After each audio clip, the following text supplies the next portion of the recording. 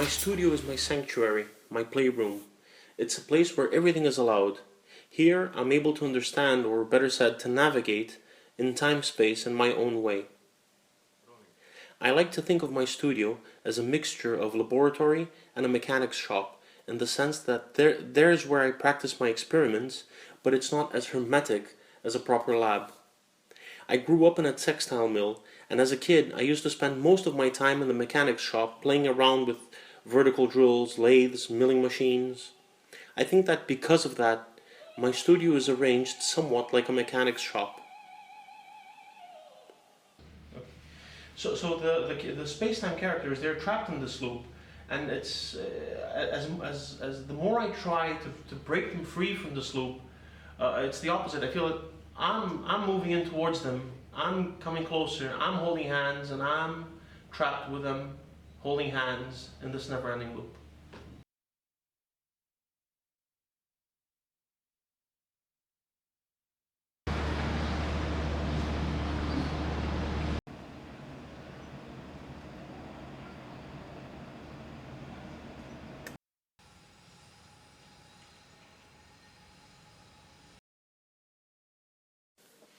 I often hear that I'm a good storyteller.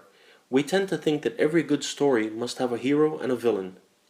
Normally, the villains, as characters, are much more interesting than the heroes.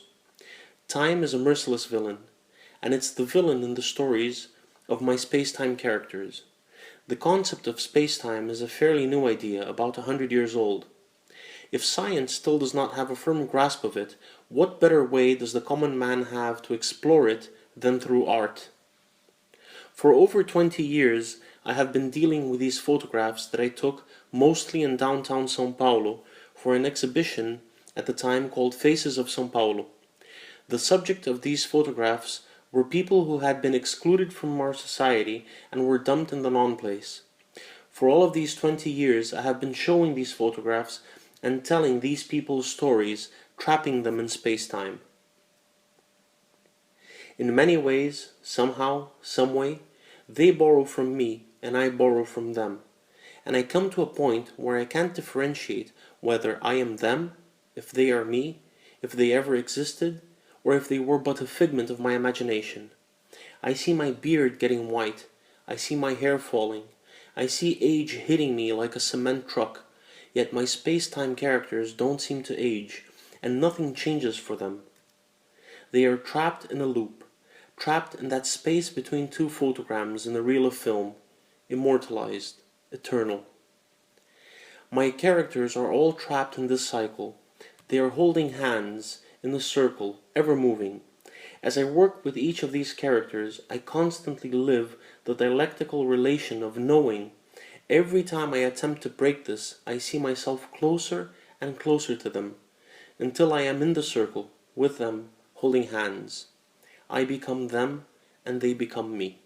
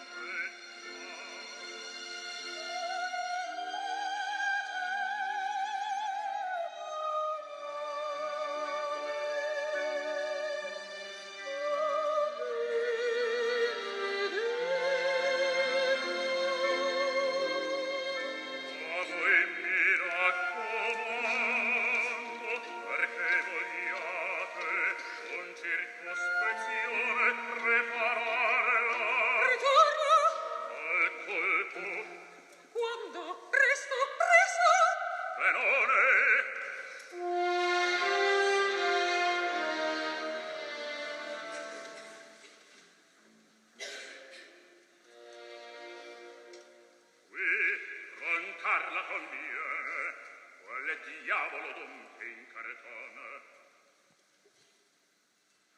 Ebbene, e fareste Madama Butterfly? Inspiration is not a static thing for me. When I come to the atelier, I don't sit and wait for an idea to come. It comes from all over the place. Walking down the street, from a dream. It's not It's not something that I just sit and wait for it to come. I work and I work. It doesn't matter what I'm doing. I'm working, and from that work, something might come out. Something might come out from an old drawing that I've done, something that I abandoned, and that I remember it, and from that I do something else. And this process of constantly working and bringing into the atelier things from the outside, bringing into the studio things that you see, walking on the street, on a building, or at the beach, something from a dream. And I feel that it starts with one small fragment of an idea that somehow comes to you. And that small fragment will orbit you and continuously for days on end until it's pushing you, it's there, it's always present, and it's forcing you to decide whether to use it or not. And the moment you allow that small fragment to become something, you make a sketch, and from the sketch you make a drawing. From the drawing you already know more or less how you want to take this. This is going to be a painting, this is going to be a sculpture. You might make a few etchings in the process, and from that it unfolds and unfolds and unfolds, and it's never completely done. It's not something that one new idea will overlap with something that you had already considered done, and it's an ongoing process, but it's not something static. It's not something that you sit and wait for it to come. You remember this one? There you go. Yeah. So this, and this, we're still talking about the same characters and their reinterpretations. Some of the snapshots of the long place where some of these characters live. There are the small ones and then there are the big ones. The whole sense of preservation, or not preservation, but just delaying decay, trying to preserve from decay, from entropy. Yeah, I see. So it's like the time to be preserved, something Yes. like No, this one. So the whole idea is that this will occupy one wall, should be. one full wall. Yeah, should be. I think so. This is the best way to present. Now, this is still not my favorite link between me and the space-time characters. I would say that the best link is this one and that one.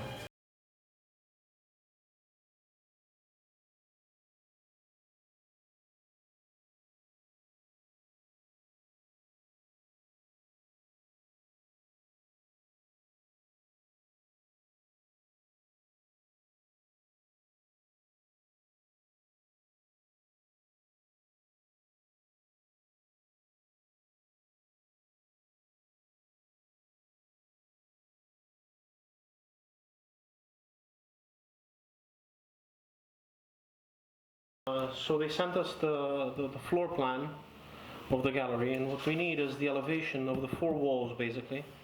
So this is more or less what we need: this wall, this wall, this wall, and this wall. It's 4.5 meters tall, and from that we can start scaling the artworks, and this will help set up the show.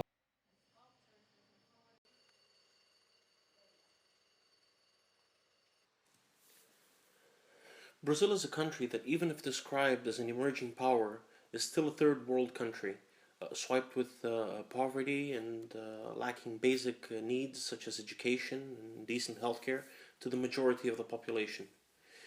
Brazil is a country of extremes, extreme richness and extreme poverty.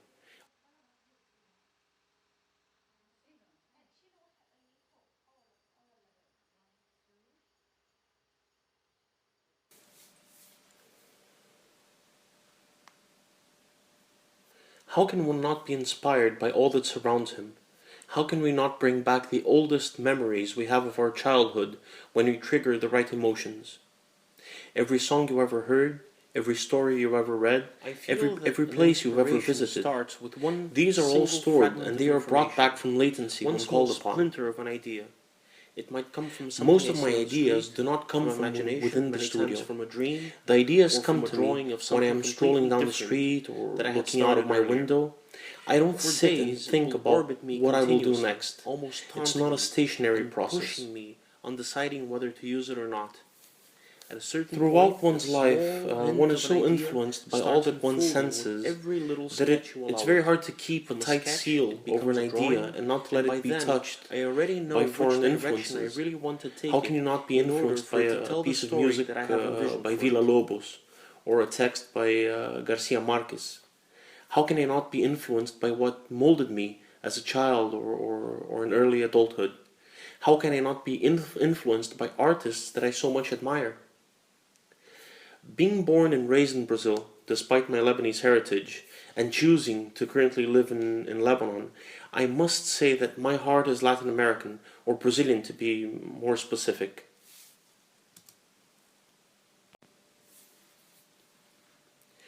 For me, it is very hard to define what is art. I feel that art is a process where one uses any form of expression in order to try, and I say try with capital letters, to make some sense of the world that surrounds him, using a line of reasoning allied to criticism and the knowledge acquired in his life experiences. It's even hard for me to justify a final work as art. I sometimes feel that art only happens in the process, or that it's at its most manifest state in the process. With that in mind, how can we fight social and cultural prejudice that dwell with us and that is our everyday life? How can we include people, if not by the integrity that visual arts are able to rescue in the individual in its most ample and aggregator perspective? Art humanizes the eye of the spectator. It is capable of proving that we are all equal. Each one of us is a character and an agent in constructing, transforming, recreating, recycling, remodeling, reaffirming, and animating our own personal reality.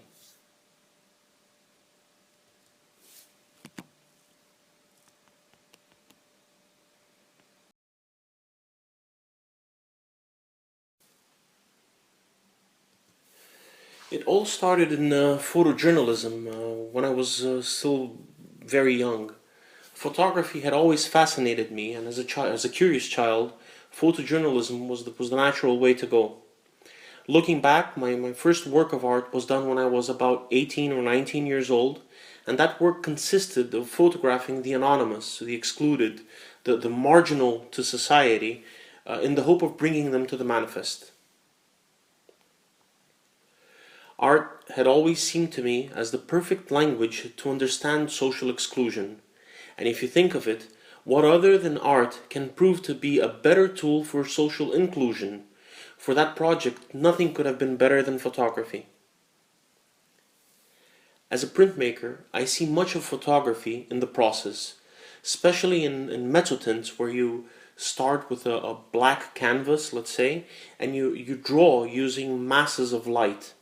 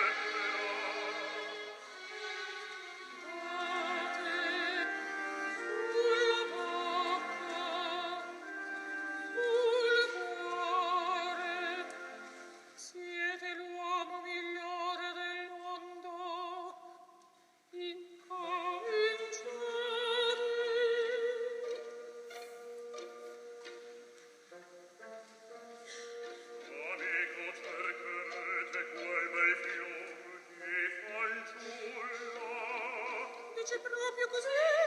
Sì, così dice, ma se ad ogni momento Taccio, taccio,